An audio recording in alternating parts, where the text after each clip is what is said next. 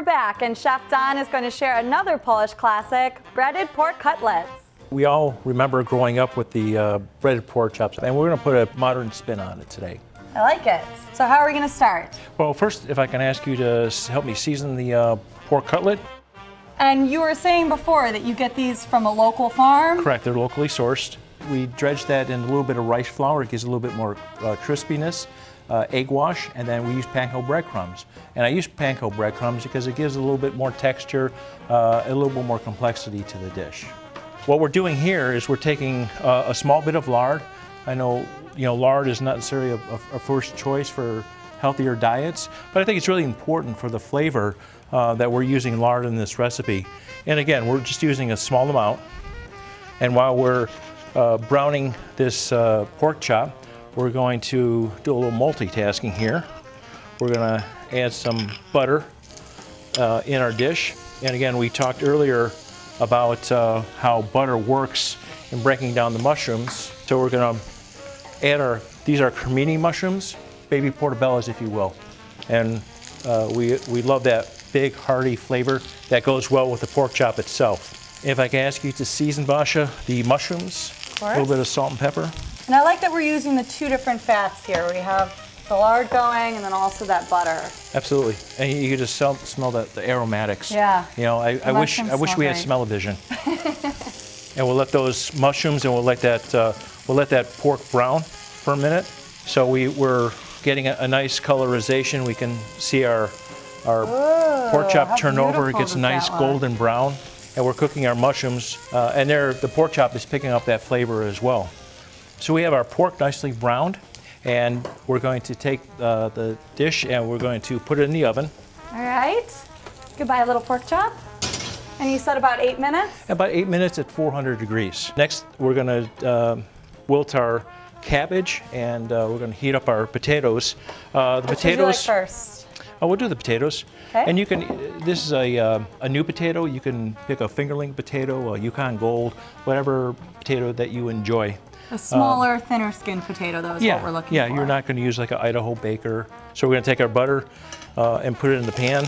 And then, Basha, if I can ask you again to help me season these potatoes. Mm-hmm. A little bit of salt. And these potatoes aren't raw here, right? You cook them a little bit correct. first? Yeah, they're blanched. This is something that people can prepare at home in advance. And as we have the cabbage, then we can, again, cut that ahead of time. The cabbage is not going to take that long to cook.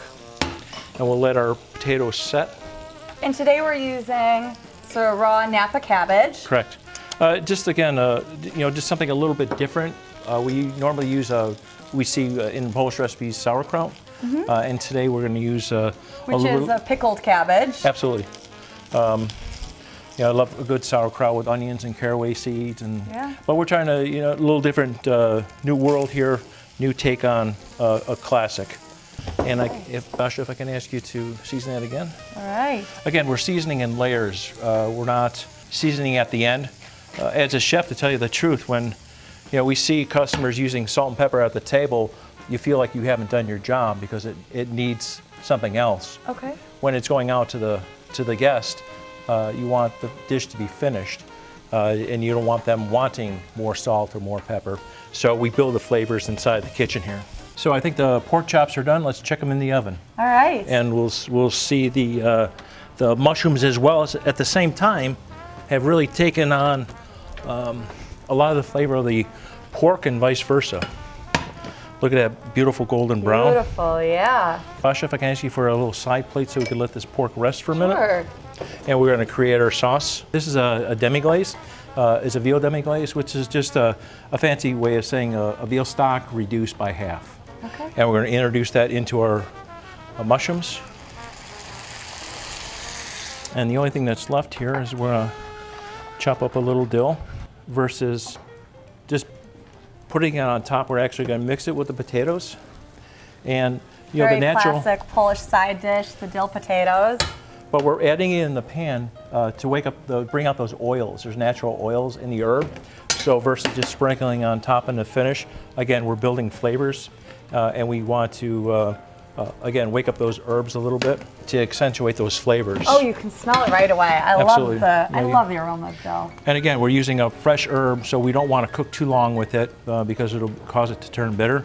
So it's fresh. If I could ask you for the plate up. Sure. Thank you, Basha.